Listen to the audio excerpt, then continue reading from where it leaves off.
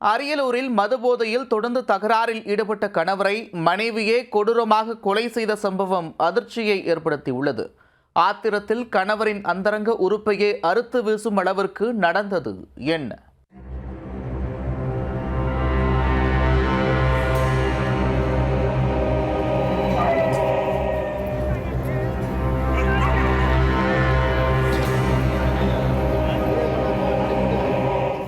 அரியலூர் மாவட்டம் கல்லங்குறிச்சி அருகே உள்ள பெரிய ஆனந்தவாடி கிராமத்தைச் சேர்ந்தவர் 45 வயதான சின்னப்பா. இவரது மனைவி பழனியம்மாள்.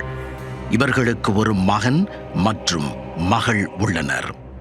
இந்நிலையில் சின்ன பாப்பா பெயரில் இருந்த 1 ஏக்கர் நிலத்தை அவரது மகன் பாலமுருகன் பெயருக்கு கடந்த 10 ஆண்டுகளுக்கு முன்பு எழுதி வாங்கியிருக்கிறார் பழனியம்மாள். தான் போதையில் இருக்கும்போது தன்னை ஏமாற்றி தன் நிலத்தை எழுதி வாங்கிவிட்டார் என மனைவி பழனியம்மாள் மீது கடும் ஆத்திரத்தில் இருந்து வந்தார் சின்னப்பா. அந்த நாள் முதல் தற்போது வரை தினமும் மது அருந்திவிட்டு மனைவியிடம் தொடர்ந்து தகராறு செய்து வந்துள்ளார். இந்நிலையில் திங்கட்கிழமை இரவு வழக்கம்போல் போதையில் சலம்பிக் கொண்டு வந்த சின்னப்பா மனைவி மற்றும் மகளை அடித்து துன்புறுத்தி டார்ச்சர் செய்ததாக கூறப்படுகிறது. பொறுத்து பார்த்த பழனியம்மாள் ஒரு கட்டத்தில் பொங்கி எழுந்திருக்கிறார்.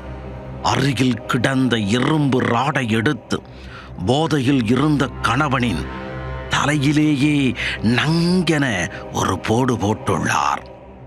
ரத்தம் பீரிட தரையில் விழுந்து துடிதுடித்த கணவன் மீது ஏறி உட்கார்ந்த பழனியம்மாள் கையில் கிடைத்த கத்தி ஒன்றை எடுத்து கை நரம்பை கரகரவென அறுத்ததுடன் அவரது 2 கால் நரம்புகளையும் அடுத்தடுத்து துண்டித்துள்ளார்.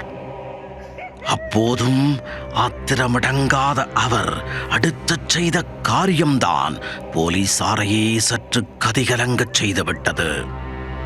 ஆத்திரம் அடங்காமல் ருத்ர தாண்டவம் ஆடிய பழனியம்மாள் கணவனின் அந்தரங்க பாகத்தை அறுத்து எறிந்ததுடன் அந்த பகுதியையே சிதைத்துள்ளார். அதன் பின் நிதானத்திற்கு வந்தவர் கணவர் குடித்து குடல் வெந்து இறந்து விட்டார் என அக்கம் பக்கத்தில் அழுது புலம்பி கூறிவிட்டு சாமியான பந்தல் மற்றும் சேர் கொண்டு வர தகவல் அனுப்பியிருக்கிறார். ஊர் மக்கள் திரண்டு வந்து இறுதி அஞ்சலி செலுத்திய போதுதான் உடம்பில் இருந்த வெட்டு காயங்கள் அவர்களது கண்ணில் பட்டுள்ளது. அதிர்ந்து போன அவர்கள் இரும்புலிக்குறிச்சி காவல் நிலையத்திற்கு ரகசியமாக தகவல் அளித்துள்ளனர். தகவல் அறிந்து சம்பவ இடத்திற்கு மாவட்ட காவல் கண்காணிப்பாளர் செல்வராஜ் மற்றும் ஜெயங்கொண்டம் காவல்துறை துணை கண்காணிப்பாளர் சீராளன் உள்ளிட்ட உயர் அதிகாரிகள் நேரில் வந்துவிட்டனர்.